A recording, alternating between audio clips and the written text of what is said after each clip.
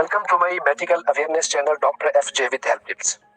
आप हमारे इस चैनल को ज़रूर सब्सक्राइब कर लें, क्योंकि इस चैनल के ज़रिए हम रोज़ाना एक नई वीडियो बना के एक नई बीमारी को डिटेल से डिस्कस करते हैं और बहुत ही आसान अल्फाज में अपना जो मैसेज है वो आम आवाम तक पहुंचाते हैं, ताकि घर बैठे लोग अपने मोबाइल पे बीमारी की और अपनी जो सेहत के मुतल्लिक है वो बेसिक आगाही बहुत आसान अल्फाज से समझ सकें। आज का हमारा जो मौजू है वो एक ऐसी बीमारी है जिसके इस मौसम में काफ़ी ज़्यादा केसेस बढ़ते जा रहे हैं, जो हमें हॉस्पिटल्स में या हमारे जो प्राइवेट क्लिनिक्स पे जो पेशेंट आते हैं उनके जो केसेस हैं काफ़ी ज़्यादा इंक्रीज होते जा रहे हैं। तो आज की जो बीमारी है वो है डेंगू या डेंगू बुखार। आज की इस वीडियो में हम जानेंगे कि ये जो डेंगू बुखार है जिसने आवाम को बहुत ज़्यादा परेशान किया हुआ है और इसके जो केसेस हैं ये दिन ब दिन बढ़ते जा रहे हैं, और सर्दियों का जो मौसम है इसमें तो ये केसेस काफ़ी ज़्यादा देखने में मिलते हैं। तो आज हम बात करेंगे कि ये डेंगू बुखार होता क्या है, इसकी अलामात क्या होती हैं और इसका जो मुकम्मल तरीका इलाज है वो क्या होना चाहिए। डेंगू फीवर जो है ये बेसिकली एक वायरल डिजीज है, और ये जो वायरस है ये एक स्पेशल टाइप के मच्छर जिसको एडीज इजिप्टी कहते हैं, ये उसके काटने से होता है। जो एडीज इजिप्टी मच्छर है ये हुजम में वॉल्यूम में दिखने में थोड़ा सा बड़ा मच्छर होता है, और ये अक्सर जहाँ ठहरा हुआ पानी टैंकियों के अंदर या कूलर के अंदर मौजूद होता है, तो जो इसकी जो ग्रोथ है तो ये वहां से इसकी ग्रोथ स्टार्ट होती है और ये आगे अपनी जो नस्ल है उसकी अफजाइश करता है। तो इसकी अलामात की हम बात करेंगे कि इसकी अलामत में सबसे पहले होगा हाई ग्रेड फीवर, यानी बहुत ज्यादा तेज बुखार। कि डेंगू फीवर के अंदर हल्का बुखार नहीं होता, बहुत तेज बुखार होता है और साथ में सर्दी और कपकपी का एहसास होता है। इसमें सबसे इंपॉर्टेंट जो फीवर का ड्यूरेशन है वो बड़ा इंपॉर्टेंट है कि जो फीवर का ड्यूरेशन होता है इसमें मिनिमम 2 डेज और मैक्सिमम 10 डेज, यानी ऐसे लोग जिसके अंदर तेज बुखार हुआ लेकिन एक दिन हुआ अगले दिन बुखार उसको नहीं है, तो ये डेंगू फीवर नहीं है। तो अगर ऐसा शख्स है जिसके अंदर 10 दिन से भी ज्यादा बुखार है, 2 हफ्ते हो गया, 3 हफ्ते हो गए, तो ये भी डेंगू फीवर नहीं है। यानी 2 दिन कम से कम, ज्यादा से ज्यादा 10 दिन के बाद डेंगू फीवर नहीं होता, ये बुखार बिल्कुल खत्म हो जाता है। क्योंकि जो जो वायरस है ये 10 दिन के बाद इसकी जो ब्लड के अंदर जो रेप्लिकेशंस है, जो ग्रोथ है वो खत्म हो जाती है, वो दवाई की वजह से ऑटोमेटिकली, वो हम आगे जाके बात करेंगे। तो इसमें दूसरी जो अलामत है वो इंतहाई इंपॉर्टेंट है, वो है रेट्रोवर्बल पेन, यानी आंख का जो पिछला हिस्सा है ना इसमें शदीद दर्द महसूस होता है और आंखों के ऊपर वजन महसूस होता है। और अगर ऐसे शख्स को जिसको डेंगू होता है, तो अगर ऐसे शख्स को आप कहेंगे कि अपनी आंखें इधर उधर घुमाएगा तो उसके जो सर में दर्द या जो आंखों का दर्द है वो शिद्दत इख्तियार कर जाएगा। तीसरी इसमें चीज होती है फ्लू लाइक इलनेस, यानी जब ये डेंगू का फीवर स्टार्ट होता है तो इसके स्टार्ट में नज़ला और जुकाम से ये काम शुरू होता है अक्सर लोगों में। चौथी इसमें जो चीज है वो है एब्डोमिनल पेन, यानी पेट में दर्द होगा या पेट थोड़ा सा खिंचाव महसूस करेगा। पांचवी इसमें चीज है कि एब्डोमिनल पेन के बाद नौजिया यानी उल्टी का ख्याल या वॉमिटिंग स्टार्ट हो जाती है, उल्टी मरीजों को आना शुरू हो जाती है। अच्छा, ये जो अलामात हैं ये अलामात उन लोगों में आएंगी कि जिनमें डेंगू फीवर का जो अटैक है, जो हमला है, अभी इब्तदाई मराहिल में है, उसकी कोई कॉम्प्लिकेशंस डेवलप नहीं हुई। अगर यही पेशेंट अपना बर वक्त उसकी तशखीस नहीं होती या प्रॉपर इलाज नहीं होता, तो उसके बाद जो उसकी कॉम्प्लिकेशंस स्टार्ट हो जाती हैं, जो उसकी अलामात होती हैं, उसमें जो हमारी जो ब्लड वेसल्स हैं ये डेंगू फीवर के अंदर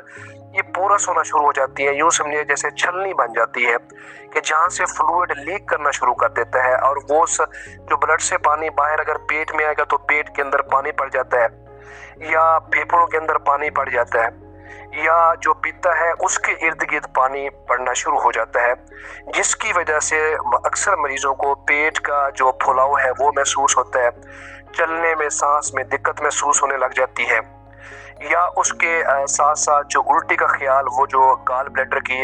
एडिमा हो जाता है, तो उसकी वजह से ये मसाइल शुरू हो जाते हैं। या ऐसे मरीज जिनके अंदर जो प्लेटलेट्स हैं कम होना जब शुरू हो जाते हैं, तो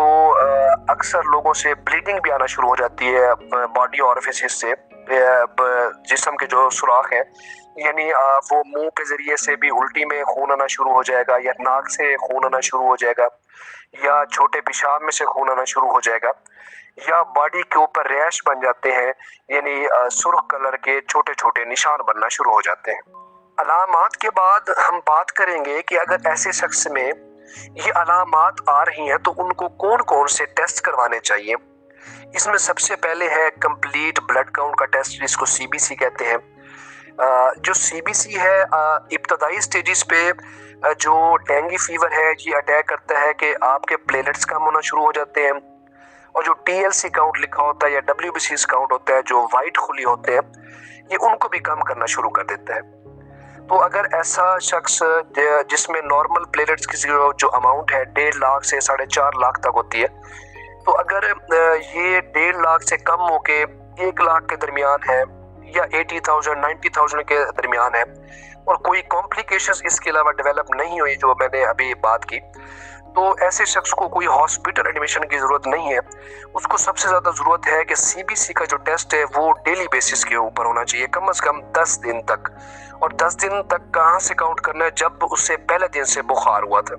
तो आज उसका अगर चौथा दिन है तो फिर आगे 5वां दिन, और इसी तरह 10 दिन गिन के उसको अपना सीबीसी का रोज़ाना टेस्ट कराना चाहिए।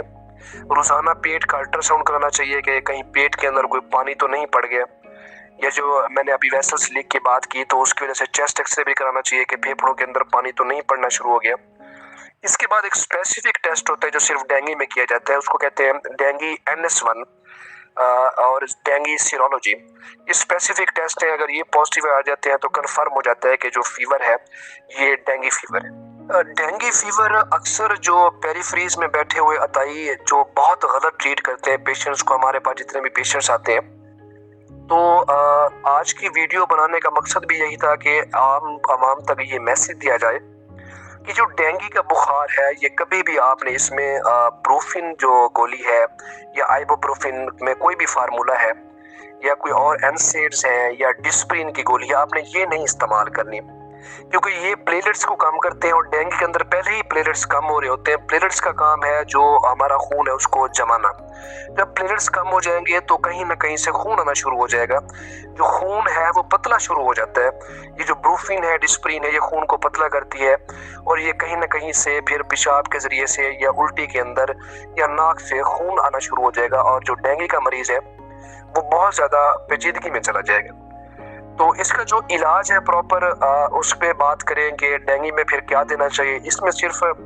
आपने जो दर्द की सूरत में पैनाडोल की एक गोली इस्तेमाल करनी है। अगर बुखार होता है तो पैनाडोल जो पैरासीटामोल फार्मूला है, इसकी आपने 2 गोलियां सुबह, 2 दोपहर और 2 शाम, और इसके साथ आपने पानी का जो इस्तेमाल है वो कम से कम 2 लीटर आपका पानी का इस्तेमाल होना चाहिए। वो आप